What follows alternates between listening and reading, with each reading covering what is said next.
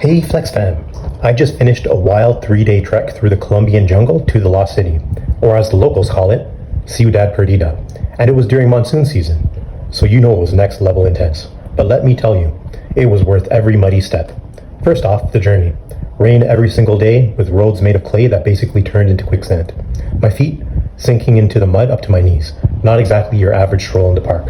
But here's where it got really cool. Along the way, I got to meet some of the indigenous tribes who live deep in the jungle. These people live completely independent of the Colombian government, keeping their ancient customs alive as they have for centuries. It was like stepping into another world, untouched by modern society.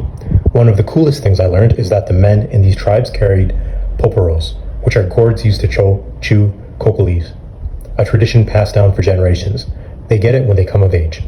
Furthermore, they don't celebrate birthdays or keep track of their age until men and women reach puberty. So let's dive into some history about Ciudad Perdida. This place was built around 800 CE, which makes it about 650 years older than Machu Picchu.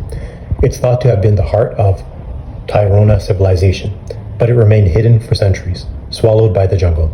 It wasn't rediscovered until the 1970s by local treasure hunters who found it stone terraces, and eventually archaeologists started piecing it back together. The Lost City is built into the mountainside, and getting there means climbing over 1,200 worn down tiny stone steps. This was definitely a challenge, and coming down was even more difficult. But once you're at the top, the view is insane. It was like being in the middle of history, surrounded by the same jungle that hid the city from the outside world for so long. Even now, Ciudad Perdida remains pretty off the grid, with limited access to electricity and definitely no Wi-Fi. And what's amazing is the indigenous tribes, like the Kogi, still considered Ciudad Perdida a sacred site.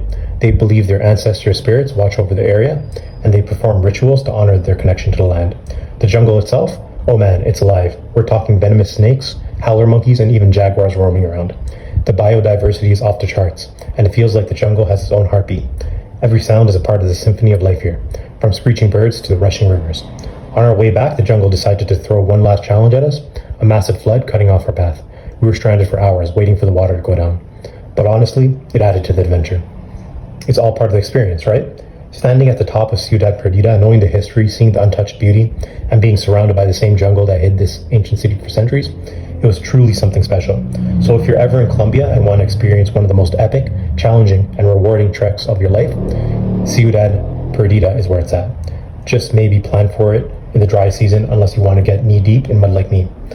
If you like hearing about my adventures, don't forget to like, follow, and subscribe. Until next time, Flex fam, stay adventurous.